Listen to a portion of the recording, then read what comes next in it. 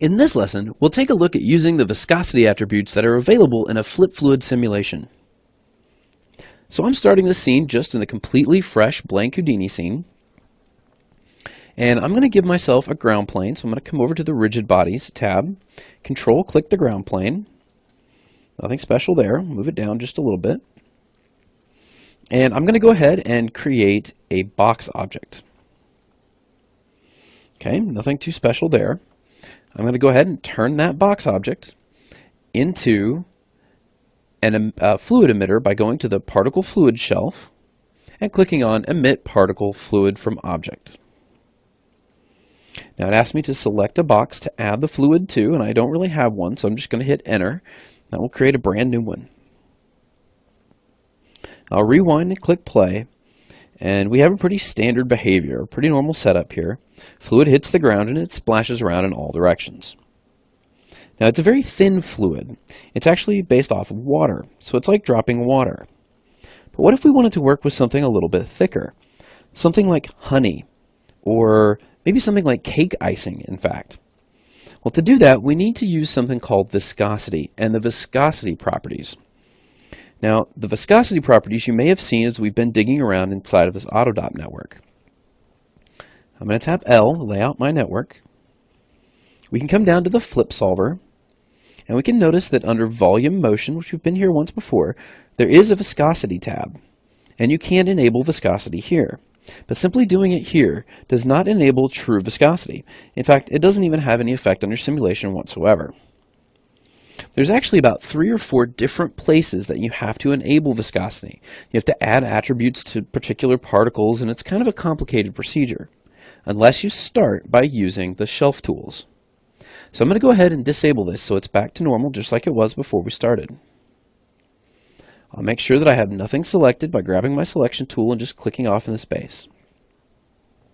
I'm going to come up to the Particle Fluid shelf and click on Make Viscous. Of course, it asks me to select the flip objects to make viscous. So I'll just reach up here and I'll grab that flip object, and you can see here it took me to the Autodop network and it highlighted the flip fluid object. And then I press Enter to complete that. And I'm given this little pop-up dialog. Now this is a very important dialog, don't just blow right through this one. It says to control the viscosity of your fluid globally with the volume motion viscosity tab of the flip solver node. And to control the fluid viscosity locally, you can use viscosity attributes on the particles.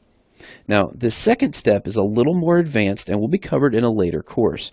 But for this particular course of getting up to speed and using viscosity, we're going to stick with maintaining and controlling the global velocity of the volume motion tab. We say OK. So we come over to the flip solver. Here's the volume motion tab. Inside of it is a viscosity tab. And you can see here that viscosity has been enabled. It's been enabled by attribute. The attribute name is viscosity. The viscosity attribute has been added to the particles in the fluid simulation. All the complicated steps that we discussed earlier that we're not going to worry about have been done for us because we used this shelf tool to get started. Now all we have to do is set the global viscosity here. So I'm going to set this up to something like, say, 100. Let's rewind our simulation and see if we can see the change. Let's ensure we have real-time playback clicked. So let's click play and see if we can see any difference in our fluid in the way that it behaves. Well, certainly. It's definitely a little more globular. Let's say it's sort of like pancake syrup now, maybe, instead of just like a thin water. It definitely has some body to it. And we can tell because if we rewind here, we'll play this back and watch it. Right? As opposed to if we set our viscosity scale back down to just say 1 or 0, whenever the fluid comes in contact with the ground plane and it hits, it begins to break up. So let's set that viscosity scale back down to 0 here.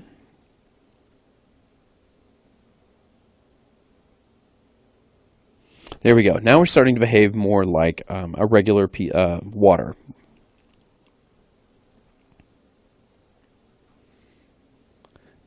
So I can also do the opposite. I can crank that all the way up to something really crazy like, say, 1500. Now whenever my fluid falls, it'll actually almost become more like a very stiff object. You can see that the volume is actually starting to build in Y. It's actually starting to build a height to it as it globs up here at the bottom. Let me stop this here. Now I can tumble around a little better and give you a better view. But you can see we're starting to actually get this buildup in Y as the fluid actually is just so thick that it's starting to stack on top of itself. You can also see this sort of if you look at how it will layer. So let's put a little bit of motion onto our source here. Now I'm just going to set a couple of quick keyframes. We'll come out here, we'll grab our source, which was our box object, and we're going to translate it. So let's go ahead and just scoot it over here like this. And I'll set a keyframe, right click, channels and keyframes, set keyframe. And then I'll move 1 second forward to the 24th frame. Now it's going to calculate out the fluid drop there, but that's okay. I'll bring this guy way back over here. And go ahead and set another keyframe here. Right click, channels and keyframes, commit change, and rewind. Now I should have a moving source. Now watch what happens to the fluid whenever it stops. It basically stays in place. So what happens if we go back over it? Well, we start to get this stacking effect, which was very, very difficult to achieve such an effect up until we started having things like flip fluids to work with. So I'm just going to move back here to frame 36. And at frame 36, I'm going to pull the fluid source back over itself so that we get a little bit of that layering effect. Rewind and click play. Oh, and I forgot to lock that keyframe down when I did that. No problem. We'll just stop the timeline here, go to frame 36,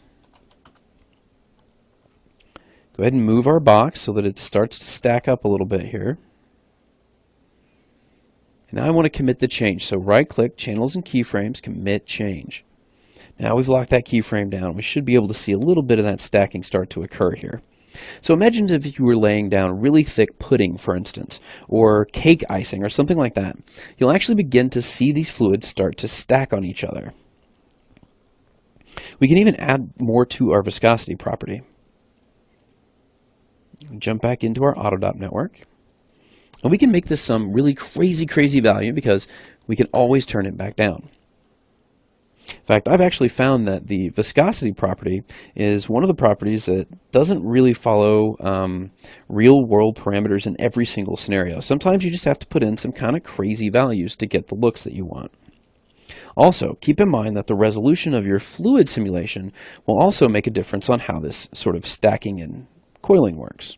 But you can see here that we've got the fluid to start to stack, starting to pile back up on top of itself. If we let that go, it will continue just to ripple, and you'll get those really nice fine ripples in your scene. So that's great. We can make thick fluids. We can make honey, we can make syrup, we can make caramel, or whatever it is that we want to pour out of our particular source object. But there is one other trick that's really cool with viscosity, and it's actually something that sort of defies the laws of fluids, if you will. It's dough. So let's look at making and cutting dough in the next lesson.